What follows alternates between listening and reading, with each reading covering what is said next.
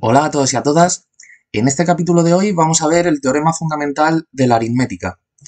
Este teorema lo que nos dice es que todo número, en concreto todo número entero, ¿vale? No vamos a hablar de los racionales ni de los reales, puede descomponerse como producto de números primos. Y luego tiene una segunda parte que lo que dice es que esa descomposición es única salvo el orden de esos factores, la posición de esos números primos, pues porque ya sabéis que la multiplicación es conmutativa. Entonces, salvando eso, pues lo que quiere decir es que cada descomposición es única. O sea que los números primos que componen ese producto son los mismos y que lo único que podemos hacer pues es cambiar el orden de esos factores y nada más. Entonces esto pues es una propiedad bastante interesante de los números que porque nos lleva a la conclusión de que todo número, o sea, mejor dicho, que todos los números primos son de alguna manera los ladrillos con los que se construyen el resto de números. O sea, que los números primos son una pieza elemental o fundamental dentro de los números. Bueno, pues para pasar a demostrar el teorema y luego también posteriormente ver algún ejemplo práctico, primero debemos tener en cuenta tres lemas con los que vamos a ir demostrando el teorema. Así que vamos a poner aquí lemas y vamos a ir uno por uno y viendo algún ejemplo también con cada uno de ellos. El primero, lo que nos dice es que si tenemos dos números, si P y Q, ¿vale? P es uno de los números y Q es el otro. Y que si estos dos números son primos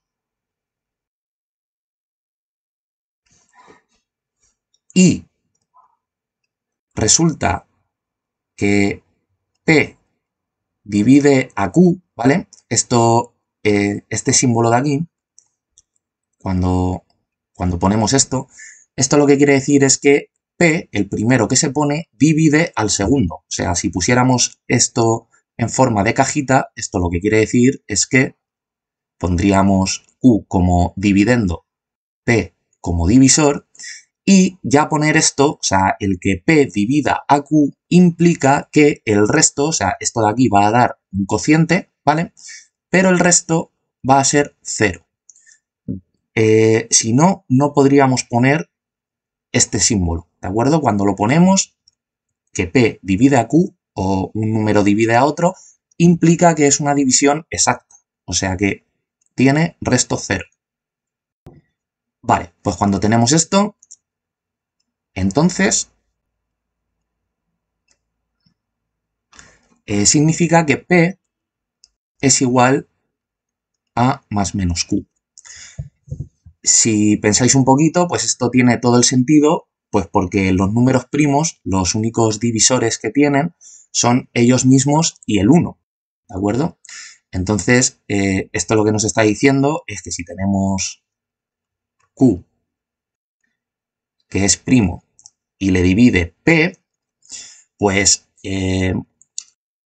por no contar el 1, porque lo de que a todo número primo le divide el mismo y la unidad, lo de la unidad siempre se dice porque es cierto, pero en el fondo es una tautología, o sea, no estamos diciendo nada nuevo, precisamente por las propiedades de la división. Esto lo que quiere decir es que siendo estos dos primos, pues la única manera de que uno divida a otro es que los dos sean el mismo número, ¿de acuerdo? Si tenemos dos números primos, pues entonces uno divide a otro si es el mismo, porque nada más que pueden tener a él mismo como divisor, ¿de acuerdo?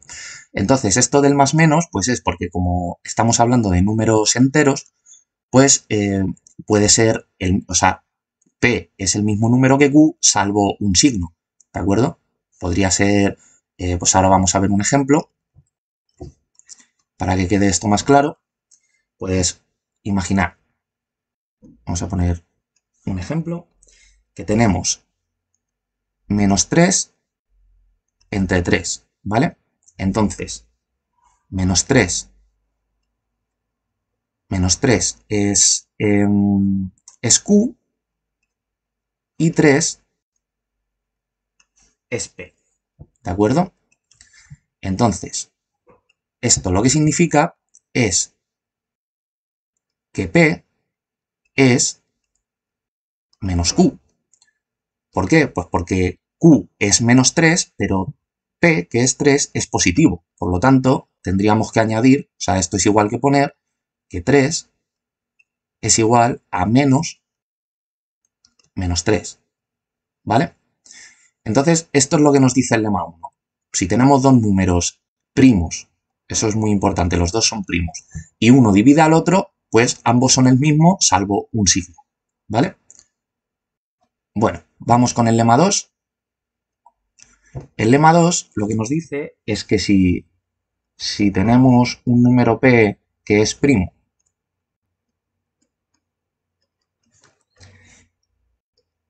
y P divide a un producto de números, vamos a poner A por B, ¿vale? Donde A por B no tiene ni por qué uno ser primo ni otro, o sea, es un producto de forma general, ¿vale?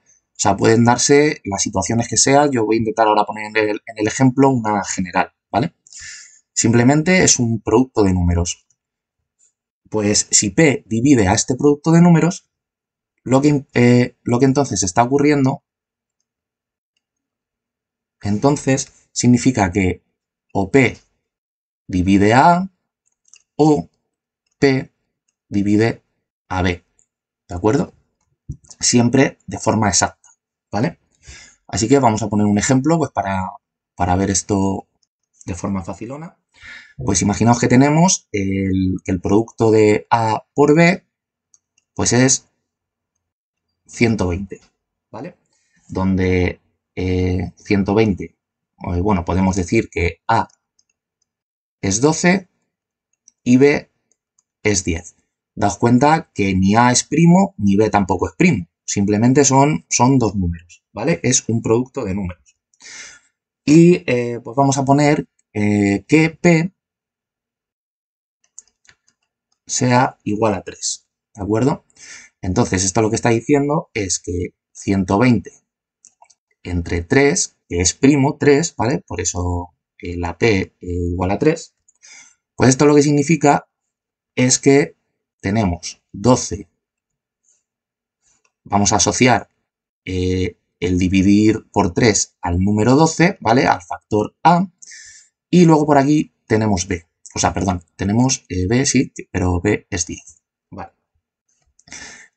Entonces, esto lo que quiere decir es que cuando a un número que es un producto de números lo divide un primo, pues entonces divide a uno de los dos factores. En este caso, pues fijaos que 3 divide a 12 porque 12 entre 3 es 4.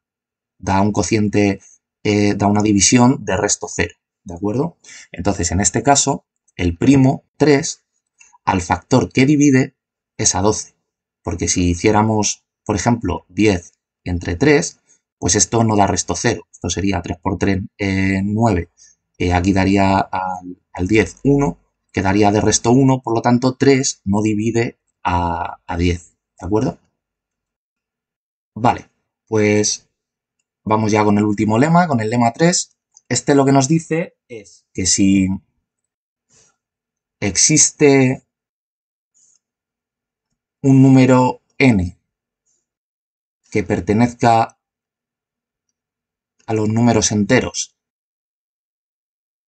y este n es un número compuesto,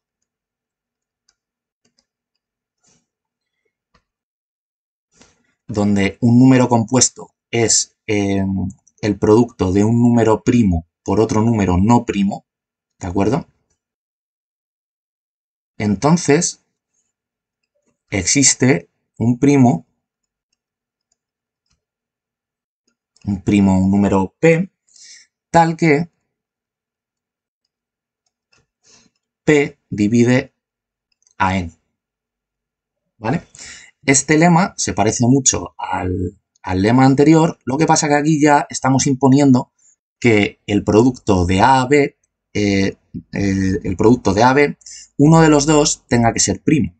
Pues, por ejemplo, vamos a venirnos a que n, decimos que n que pertenece a los enteros, pues imaginaos que es 5 por 10, ¿vale? y esto es 50. Donde aquí 5 por 10, pues 10 no es primo, pero 5 sí.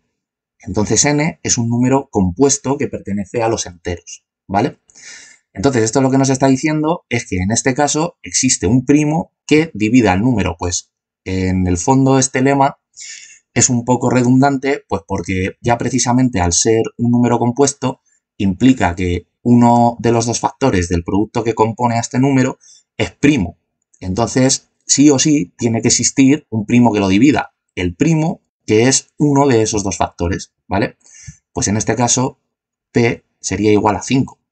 ¿Por qué? Pues porque 50 entre 5, pues esto hemos dicho que es 5 por 10, pues dividimos 5 al 5. Y entonces esto pues da resto 0, efectivamente. Por lo tanto, se cumple el lema. Como veis, es un lema parecido al anterior, pero salvando un poquito la distancia, ¿vale? Vale, pues he copiado los lemas para aquí arriba a la derecha para tenerlos todo el rato presentes. Pues ahora vamos con la primera parte de la demostración del teorema, que es que todo número se descompone en un producto de factores primos, ¿vale? Entonces, para esto lo que vamos a usar es el lema 3, ¿de acuerdo? Si tenemos un número perteneciente a los enteros que es compuesto, entonces existe un primo que lo divide, ¿vale? Cuando digo siempre, repito, que lo divide, es de forma exacta, ¿vale? O sea, dejando resto 0. Bueno, pues entonces vamos a suponer que efectivamente pues tenemos un número n perteneciente a los enteros y que es compuesto. Vale. Entonces, pues hemos dicho que existe un primo, vamos a llamarle P sub 1, tal que divide a n. Entonces, ¿esto qué es lo que implica? Bueno, pues vamos a verlo con la cajita. Pues esto ya hemos dicho que cuando ponemos este símbolo, lo que estamos diciendo es que tenemos n como dividendo, en este caso P sub 1 como divisor, y esto dará un cociente, ¿vale? El que sea, pero de resto da 0. O sea, esto es muy importante. Entonces, a este cociente vamos a llamarle momentáneamente, como estamos dividiendo por el primo P sub 1, pues vamos a llamarle N sub 1. ¿Por qué? Pues porque este cociente podría ser que no, pero de forma general, ¿vale? Es lo correcto, podría ser un número compuesto, a su vez, ¿vale? Nadie está diciendo que al dividir un número compuesto entre un primo tenga que dar un primo, ¿vale? Dividimos un número compuesto entre un primo, pues de forma general nos dará otro número compuesto. Como hemos dividido por el primo P sub 1, pues nos dará el número N sub 1. Esto lo que quiere decir es que nosotros esta división siempre podremos ponerla como que n es igual a P sub 1, donde P sub 1 es primo, por N sub 1. Y muy importante, porque esto lo voy a comentar ahora y va a parecer un poco arbitrario, pero ahora en unos minutillos lo vais a entender. Siempre que tengamos esta situación, el primo 1 que divida a este número compuesto, vamos a escogerle de tal forma que sea el más pequeño de todos los posibles primos que dividan a este número compuesto. Pues imaginaos lo que teníamos antes. Teníamos 5, en el ejemplo que hemos visto, 5 por 10, ¿no? Entonces, 5 por 10 es 50, ¿vale? Hemos visto que a 50 le divide 5, o sea, 5 divide a 50, pero en este caso 5 no sería el primo más pequeño. Existe un primo más pequeño que divide a 50 que es 2, ¿de acuerdo? ¿Por qué? Pues porque 10, a su vez, es 5 por 2. Entonces, aquí está escondido este primo que os decía. Por lo tanto, vamos a escoger este p1, pues en este ejemplo de aquí sería el 2, porque es el más pequeño de los primos que dividen al número 50. Vale, pues dada esta situación, tenemos dos posibles soluciones, ¿vale? La primera solución es que, dada esta ecuación de aquí, resulte que n1 sea primo. En ese caso, definiremos n sub 1 como el primo número 2, de tal forma que el primo 1 sea más pequeño que el primo 2, que eso es lo que estaba diciendo ahora mismo, ¿vale? Entonces, en este caso, pues resulta que ya lo tenemos. O sea, tenemos que n es igual a un primo 1 por un primo 2. Y ya habríamos demostrado el teorema, ¿de acuerdo? Y luego tenemos la segunda solución posible, que es que n sub 1 sea compuesto.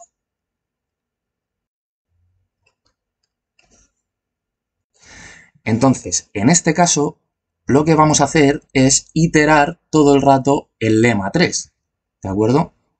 Imaginaos, bueno, vamos a hacer esto más grande, así. Imaginaos, tenemos lo que teníamos aquí arriba, tenemos n es igual a p sub 1 por n1. Y resulta que n1 es compuesto. Pues si n1 es compuesto, cumple las condiciones de n en el lema 3, ¿de acuerdo? Por lo tanto, ya se llame n o se llame n sub 1, podremos encontrar un primo que divida a ese número compuesto. Por lo tanto, esto implicará que n1 podrá ponerse como un primo que vamos a llamar p sub 2 por otro número n sub 2. Que n sub 2 ya es un número primo, lo definiremos como aquí arriba, como p sub 3 y habremos acabado. Que no, pues entonces estaremos iterando todo el rato, pues n sub 2 será un primo p sub 3 por n sub 3.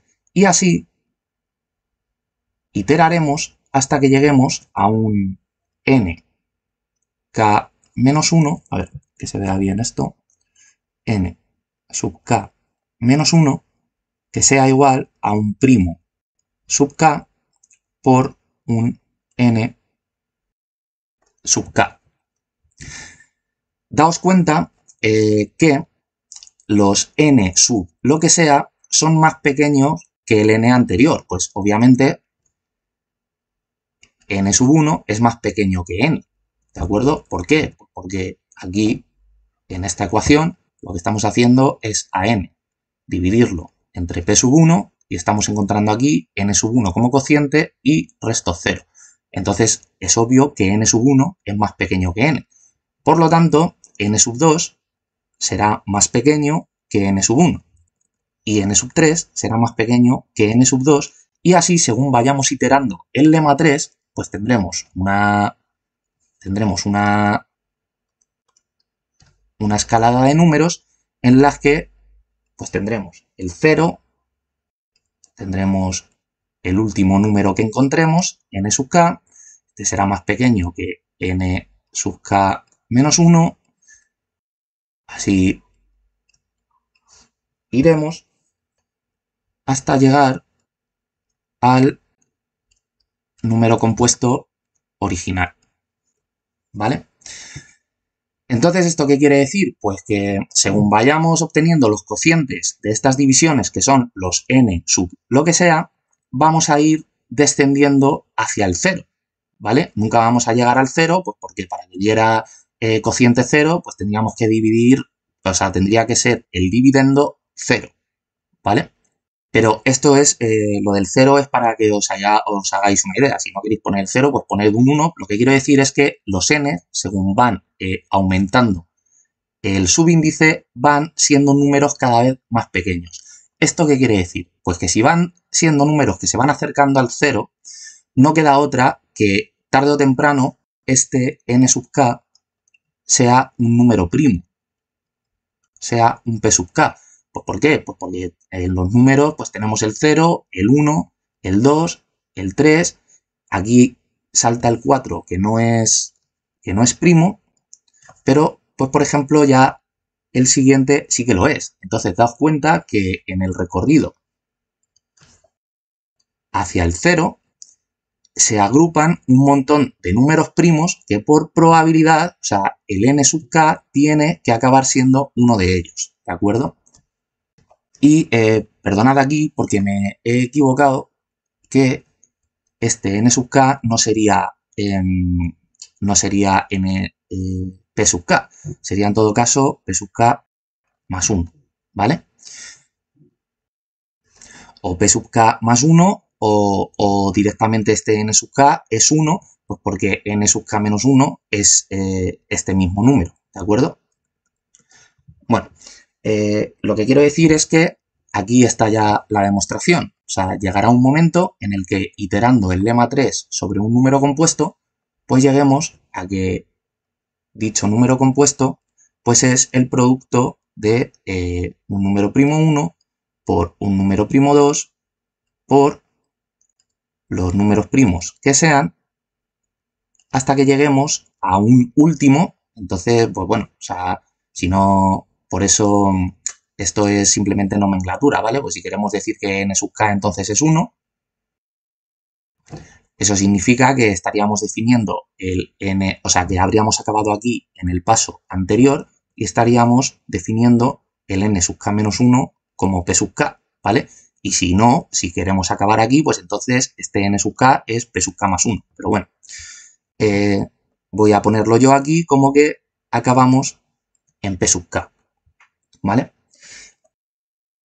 Entonces aquí, ya para terminar este primer apartado de la demostración, lo único que puede pasar es que, por ejemplo, p sub 1 y p sub 2 sean iguales. O sea, que haya multiplicidad en alguno de estos factores. Entonces, en ese caso, pues lo que se pone es que n es igual a un primo 1 con una multiplicidad m sub 1, porque estamos hablando, este m sub 1 hace referencia al primo 1, por un primo 2 con una multiplicidad m sub 2, donde la multiplicidad es un exponente, ¿de acuerdo? Porque si p sub 1 es igual a p sub 2, esto significa que lo que tendremos es p sub 1 al cuadrado, y entonces pues p sub 3 pasa a ser p sub 2, ¿vale?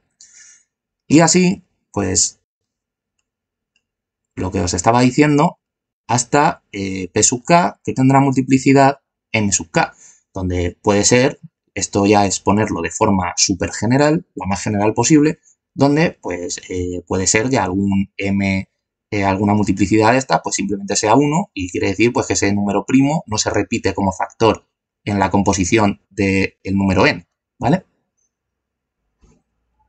Vale, entonces vamos a ver un ejemplo o un par de ejemplos, que es pues lo que se hace en el colegio en los primeros años o antes de empezar la secundaria, que es lo de descomponer un número como producto de factores primos. Pues vamos a poner, por ejemplo, el 123, ¿vale? Pues el 123 es la suma, esto ya lo comentaré en otro vídeo, ¿vale? Lo de los criterios de divisibilidad. Pero si suman todos los números un número que sea múltiplo de 3, pues es divisible entre 3. En este caso 3, 4, 5 y 6, pues sí, a este número lo divide 3, ¿vale? Entonces, si dividimos 123 entre 3, pues nos da 41. Y 41, pues ya es un número primo. Por lo tanto, solo lo divide el mismo y ya aquí pues tenemos que da 1, ¿vale? De forma que 123 pues es el producto de 3 por 41. Vamos a poner otro ejemplo, pues el número 100. Pues el número 100, lo primero es par, pues por lo tanto será divisible por 2. La mitad de 100 es 50. 50 también es par, será divisible por 2. La mitad de 50 es 25. Este acaba en 5, así que es divisible por 5. Y esto ya, pues nos da 5. 5 ya es primo, solo lo divide el mismo y acabamos. De forma que 100 es el producto de 2 por 2 por 5 por 5. O sea, de 2 al cuadrado por 5 al cuadrado. Donde veis que ahora en este ejemplo, en el 100, pues los dos factores tienen multiplicidad 2, ¿vale? Se repiten 2 veces cada uno. Muy bien, pues vamos con la segunda parte de la demostración del teorema, que lo que nos dice es lo siguiente, que la descomposición, esta que hemos demostrado en la primera parte, pues es única, ¿de acuerdo? Salvo el orden de los factores, pues por la propiedad conmutativa de la multiplicación. Vale. Entonces, ¿cómo hacemos esto? Bueno, pues vamos a suponer que tenemos el número n y que su descomposición en producto de números primos pues no sea única, de forma que n pues va a ser igual a un p sub 1 por un p sub 2 por un p sub 3, así hasta un p sub k, y que es igual también a otra descomposición, de forma que tendríamos aquí pues un q sub 1, que también es primo, por otro q sub 2, por otro q sub 3, y así hasta, pues, por ejemplo, pues un q sub r, ¿vale? Pero para darle generalidad, pues vamos a suponer que como precisamente la descomposición no es única, pues no tienen por qué tener el mismo número de factores uno que otro. Así que vamos a decir que k es más pequeño que r. O sea que en esta segunda descomposición, en realidad hay más factores que en la primera, ¿de acuerdo? Bueno, pues lo que vamos a hacer a continuación es decir que si nosotros tenemos una descomposición, en este caso la primera, un producto de números primos p sub los que sea hasta llegar al p sub k, pues significa que cada uno de estos factores divide a n, ¿vale? Por lo tanto, nosotros podríamos poner que, vamos a coger el primero, que p sub 1 divide a n. Pero n es igual también a la segunda descomposición. ¿De acuerdo? Entonces, si p sub 1 tiene que dividir a todo este producto de factores, que encima son números primos, pues aplicando el lema 1, no queda otra que alguno de estos q sub lo que sea igual que p sub 1. Porque si p sub 1 divide a n y a su vez n es un producto de números primos, pues no queda otra por el lema 1 que p sub 1 sea igual a q sub lo que sea, salvando un signo más menos, ¿vale? Entonces esto lo que implica es que existe un q sub j, ¿vale? No voy a definir de momento el índice, que es más menos p sub 1, ¿vale? Y entonces lo que vamos a hacer es definir ese q sub j como q sub 1. Que podría pasar que no fuera este q sub 1, que fuera el q sub 2, ¿vale? El que fuera igual a este salvando un signo más menos. Pero entonces lo que haríamos pues sería quitarle el 2, renombramos este q como q sub 1 y al q sub 1 pues le ponemos q sub 2. Es lo que estoy queriendo decir con toda esta historia, ¿vale? Entonces lo que habríamos encontrado pues es esto, que q sub 1 sería igual a salvando un signo, y vamos a definir ahora este signo más menos para no liarlo demasiado como u sub 1, porque va con el primo 1 con P sub 1 y con Q sub 1, ¿vale? Donde U sub 1 pues es o más 1 o menos 1, ¿vale? Pero de forma general, para no estar poniendo, ahora lo veréis, todo el rato signos más menos. Bueno, entonces hemos dicho pues que Q sub 1 es un signo más o más 1 o menos 1 por P sub 1. Vale, entonces nos vamos a venir a esta igualdad y entonces aquí Q sub 1 lo borro y vamos a poner pues lo que es. O sea que Q sub 1 es U sub 1, que es un signo más menos, por P sub 1, ¿vale? Aquí veis, bueno, ahora lo digo.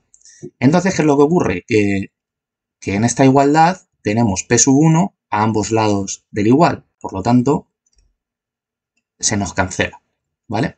Se nos cancela, entonces... y bueno, claro, ya si se nos cancela, voy a quitar la igualdad en n, ¿vale? Se nos cancela. Y tenemos esto. Vale. Entonces, ¿qué es lo que ocurre? Pues que podemos hacer otra vez exactamente lo mismo que acabamos de hacer con P sub 1. O sea, P sub 2 también dividirá a n. Por lo tanto, tendrá que haber por aquí, en el lado derecho, alguno de los q's que sea igual a P sub 2. ¿Vale? Entonces, definiremos... Voy a bajar esto un poquito para abajo. Definiremos un nuevo q, que sea el q sub 2, pues igual que sea un signo más menos u sub 2 por p sub 2, ¿vale? Entonces, aquí se nos volverán a cancelar, pues si hemos dicho que q sub 2 es u sub 2 por p sub 2, pues vamos a ponerlo, vamos a ir despacio.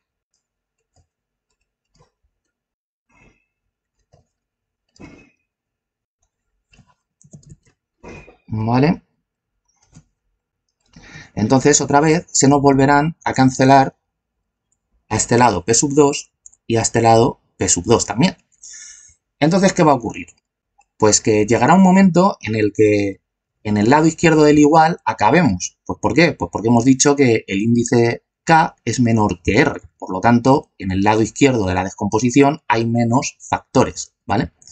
Entonces llegará un momento en el que habremos dividido a n por todos los primos p sub lo que sea, y a este lado de aquí nos quedará, se habrán ido cancelando con los del lado derecho, y aquí nos habrá quedado un 1, ¿vale? Y aquí, en el lado izquierdo, pues nos habrá quedado un producto de u's, que son signos más menos, que ahora veis por qué los he llamado u's, para no llenar esto de productos de signos más menos así, que es una notación un poco rara. Y entonces aquí, pues eso, nos habrán quedado pues un producto de u's lo que sea, ¿vale? Hasta la u sub k, porque ahí sí que habremos acabado, ¿vale? Dejadme que eche esto un poco para acá. Ahora. Y aquí seguirán, como en el lado derecho, en la descomposición de los factores Q, pues hay más, porque el subíndice R es mayor que Q, pues aquí seguirán los que nos hayamos dejado que queden más respecto a los factores del lado izquierdo. Pues tendremos un factor que siga a este de aquí, que será el Q sub K más 1, y así hasta que acabe los factores del lado derecho. Vale. Entonces, ¿qué es lo que ocurre? Que los productos de la sub lo que sea, esto o da más 1 o da menos 1. ¿vale? Y de hecho vamos a poner que dé más 1, vamos a hacerlo todo con números positivos para no liar, porque aquí además he puesto que da 1, ¿vale? Entonces, si todo esto de aquí da 1, pues podemos quitarlo, porque el 1 no hace nada, es el elemento neutro de la multiplicación, y entonces lo que nos va a quedar son los factores de más que hay en la descomposición de tipo Q. Vale, pues esos factores que queden de más, pues aquí el primero, luego habrá otros, hasta que llegue al último, tienen que dar su producto 1. Por la igualdad, porque al haber dividido a n por sucesivamente por todos los p, pues n se ha quedado en 1. Entonces, esto solo puede ocurrir si cada uno de estos elementos de aquí es a su vez 1. Porque un producto de números enteros que sea igual a 1, pues solo puede implicar que cada uno de los factores que componen ese número pues sea 1. Podría pasar que fuera 1 o menos 1, ¿vale? Porque estamos hablando de números enteros, pero para no liar con los signos vamos a tomarlos todos positivos. Entonces, pues aquí está la demostración de que la descomposición es única. No puede pasar que la segunda descomposición excedan los factores de la primera, porque en el caso en el que los excedieran significa que todos esos factores son 1. Por lo tanto, por esto que por esta redefinición que estábamos, o por esta asociación que estábamos haciendo entre los Q sub J y los P sub 1, pues no queda otra que todos los Q sub lo que sea se emparejen 1 a 1 con los P y que los que sobran, todos estos sean 1. Por lo tanto, esto implica que Q sub 1 es igual a P sub 1, que Q sub 2 es igual a P sub 2 y así hasta Q sub K, que será igual a P sub K. Y el resto, pues lo que he dicho, son 1. Vale, pues ya con esto habríamos demostrado el teorema al completo. Y pues nada, espero que os haya gustado el capítulo, que lo hayáis entendido y nos vemos en el siguiente.